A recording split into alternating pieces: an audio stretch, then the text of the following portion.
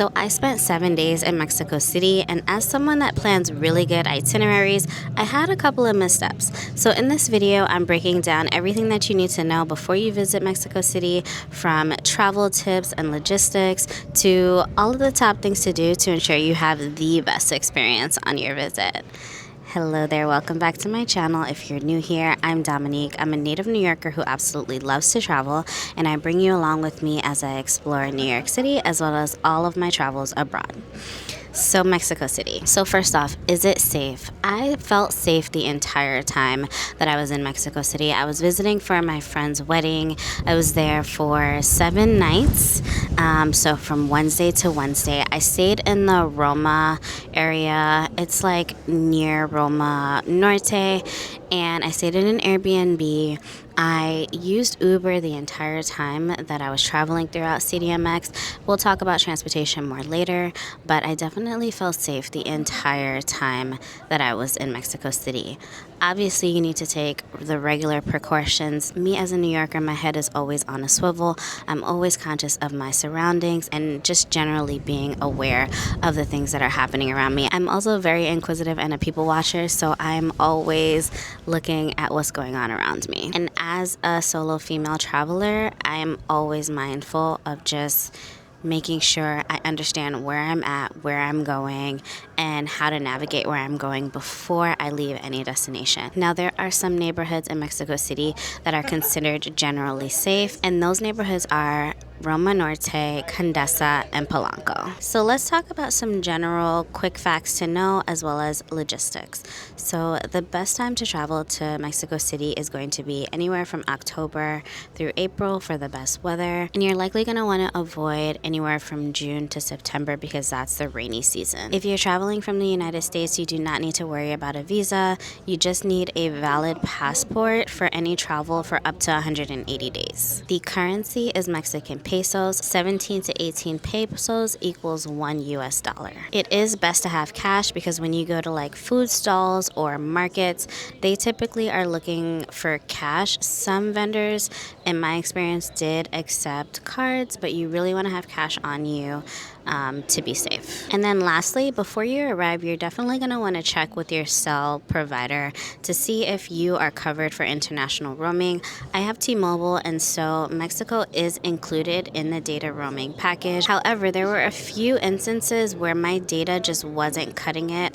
I was navigating to get to one stop and my Google Maps just was not loading. So I highly recommend getting an eSIM if you are planning to Mexico City, just to have a backup if your cell provider's data package is not sufficient when you're there. This is particularly important because when you arrive, you're going to need to navigate to either your hotel or your Airbnb. You're going to need data to be able to request an Uber when you arrive. There are taxis at the airport that you can use to get to your hotel or your Airbnb, and so making sure that you have adequate data or an eSIM segues perfectly into transportation or how to get around the city. Throughout your entire trip, you can either use the metro, you can bike, you can walk, you can also use Uber. So I used Uber the entire time that I was in Mexico City. It worked perfectly for me, but when I arrived at the airport, I did not have Uber downloaded on my phone. So my only option at that point was to take a taxi. Once I made it to my Airbnb, I downloaded the Uber app and I used that for the duration of my trip. The Ubers are actually pretty inexpensive in Mexico City. My Ubers ran from anywhere from $3 to $15 at the most. So it was actually a pretty decent way to get around without racking up too much costs. However, the metro is much cheaper. The metro is only like 5 pesos, which comes to about a quarter or like 30 cents in USD. So that is the cheapest option to get around. So the thing about taking Ubers is that traffic in Mexico City is horrendous. It's really bad. So I definitely think that the next trip that I do to Mexico City, I will try out the metro, but I think on this trip I was going for convenience and being solo. I kind of just didn't want to have to figure out how to navigate their metro system, and the Ubers were super cheap, but If you don't want to be sitting in traffic all day, you definitely might want to try out the metro system. I've been told that it's pretty reliable and easy to get around on the metro, so I'll definitely be trying that on my next trip. Another thing to know before you travel to Mexico City is that it sits at very high elevation. It's over 7,000 feet above sea level, so you're going to need to take some time to get acclimated. So try not to do much on your first day because you might get winded very fast. And the last thing to know is that Mexico City is a huge city. I honestly underestimated how large the city is. I had bookmarks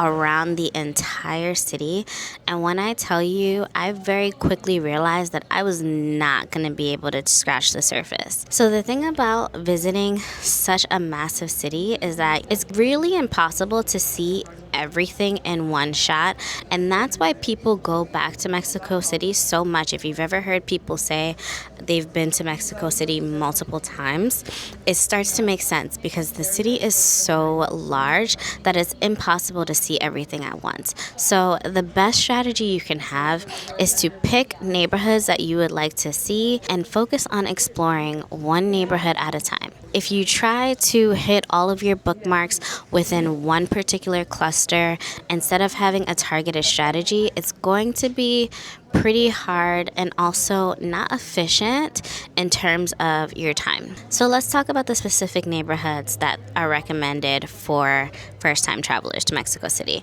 The first is Roma Norte. This is a very walkable area. It's very artsy, bohemian, very trendy. What you're gonna find is cafes on every corner, street art, galleries, and it's safe for day and night. Condesa is very similar to Roma Norte, but it's a little more residential, a little more polished. They have beautiful parks, tree-lined streets, beautiful architecture. It's a bit upscale, but still accessible.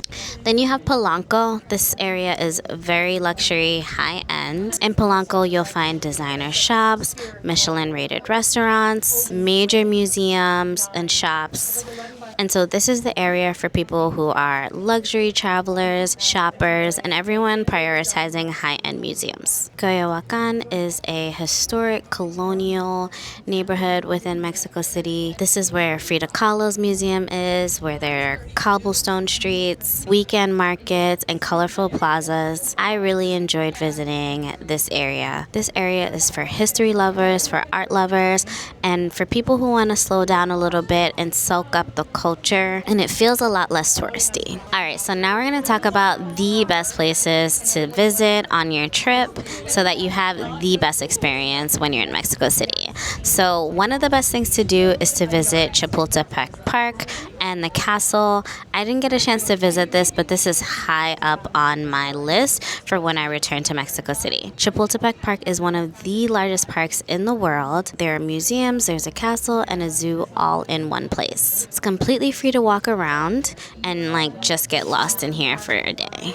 It's perfect for a morning walk or afternoon walk. Then you have Zocalo, which is the historic center and heart of the city. This is where the Metropolitan Cathedral and National Palace are. There's a massive plaza, which is perfect for people watching. Because it's a massive plaza, it's best to go there earlier in the morning for less crowds. Now, if you're already following this channel, then you know that I love visiting museums. And so some of the best things to do in Mexico City is to visit a museum. The city has over 150 museums, world-class museums too. So that is definitely one of the best things to do on your stay. You have the Frida Kahlo Museum or Casa Azul. This is number one on the list. You have to visit it when you're visiting Mexico City. How could you visit Mexico City and not go to the Frida Kahlo Museum? It's a must. This museum is in the Coyoacan neighborhood. The museum is her actual home and garden with all of her belongings as well. Then you have the National Anthropology Museum. This museum looks gorgeous. I didn't get a chance to go there on my trip, but it is high up on my list. It's one of the most renowned anthropology anthropology museums in the world, and it'll probably take about 3 to 4 hours to get through. Biblioteca Vasconcelos is another, this actually isn't a museum, it's a library, but it is massive. I had a chance to go here. Now, I did get a tip from my Uber driver that this is not actually a great neighborhood to visit late at night. I was actually going to end up navigating there after like 5 p.m. and he told me, hey, it's better to go during the day. So I really appreciated him for that tip. But when you arrive, it is a gorgeous library. The architecture is amazing. When you step in, it feels like you're stepping into like something adjacent to like a Harry Potter film in terms of all of the books and stacks all over the place. It's really a beautiful library to visit, and it's gone viral on social media multiple times. So I definitely recommend checking it out on your visit. The Museo Sumaya I visited, it was beautiful in terms of the architecture of the building. You're going to find a lot of colonial art here, and so if that isn't your thing, you could skip it. But I really do think it's a beautiful building. It's completely free, and this is also in the Polanco area. There are also a couple of Saturday markets in the city. At the Saturday market, you're going to find a lot of art, a lot of jewelry, trinkets. I actually found a $2,000 art piece that I really loved. And when he said the price, I kind of was like, excuse me, but it was absolutely beautiful. I really wish I could have afforded to purchase it. But yeah, you can find really great art at the Saturday market and jewelry, a whole bunch of different things. Just go in with an open mind and you can find some really cool stuff. All right, so next we're going to talk about day trips that you can take from Mexico City. So these are trips that I think are definitely worth making the trip outside of the city. And the first is Park Quetzalcoatl. This park is only about 30 minutes from the city, so and it actually technically is not open to the public yet, but you can book guided tours. I believe I paid around 30 USD. So this is a really lush, beautiful park designed by a very famous Mexican architect. It's just a beautiful place to visit if you like nature, art, and architecture. It's just designed very well, and the guided tour is actually a really informative experience where they tell you all about the artist, everything that the artist had in mind when designing the park. You can book a stay there on Airbnb, but if that's not on your radar, if that's not something that you want to do, you can just do the guided tour.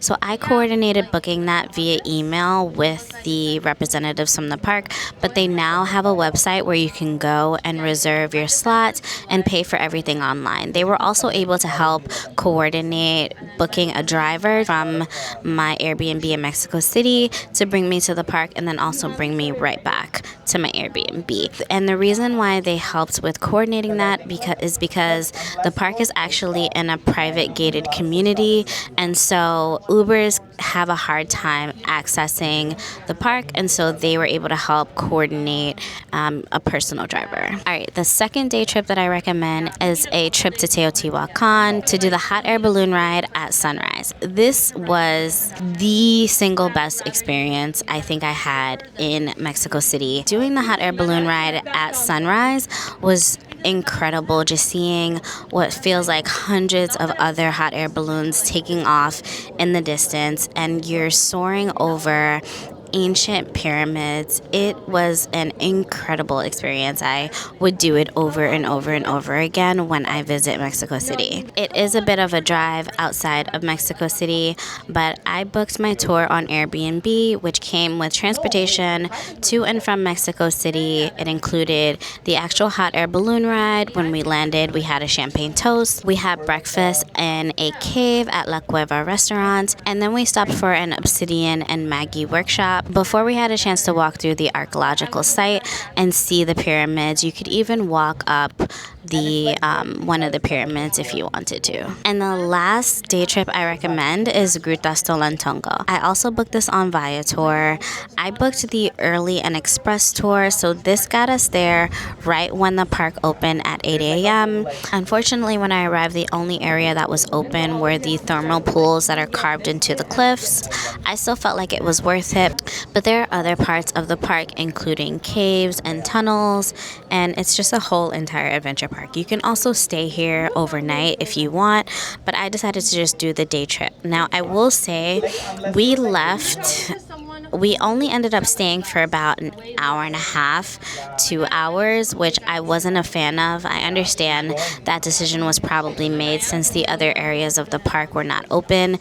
So I would say if you're open to driving in Mexico City, which to be honest, with all the traffic and how aggressive they drive, I didn't want to do that. But if you're brave enough to rent a car, I would say driving out to Grutas Tolantongo and being in more control of your arrival and departure time is probably the best bet for you.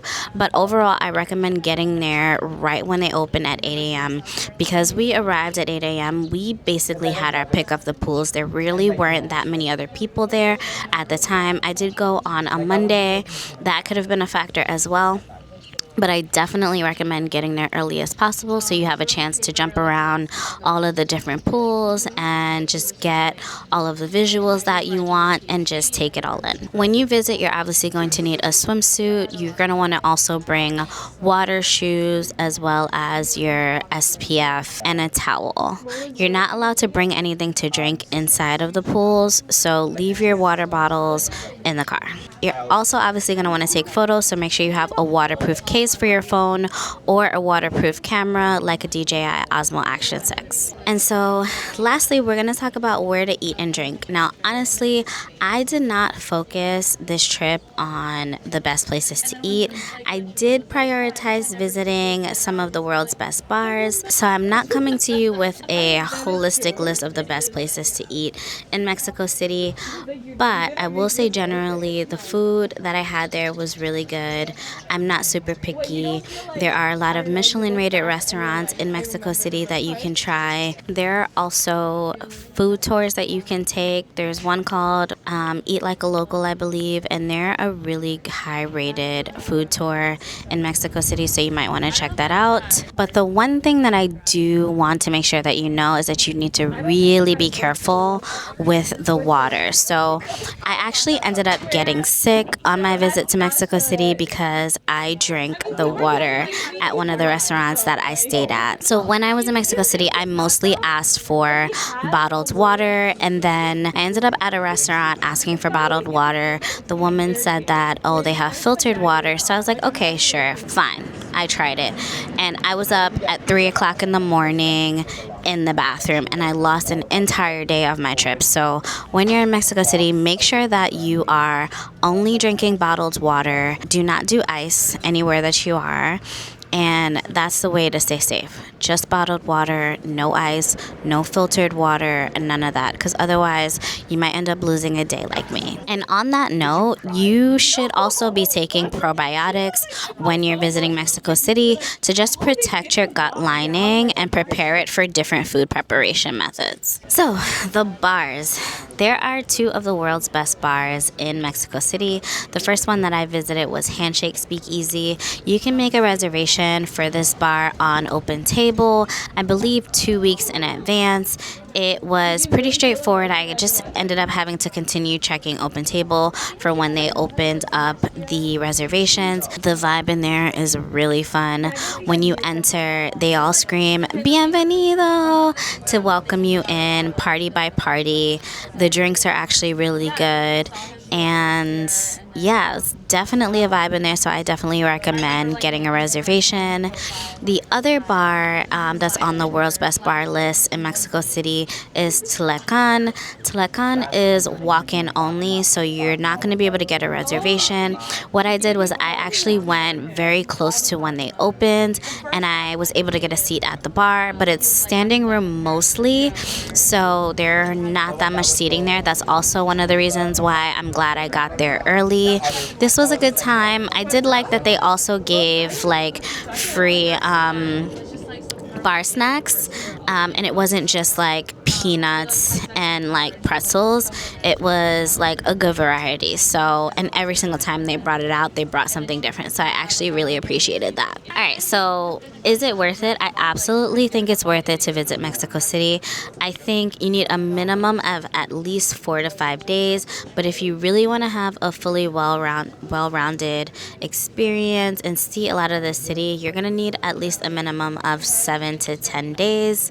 I would 100% visit Mexico City again.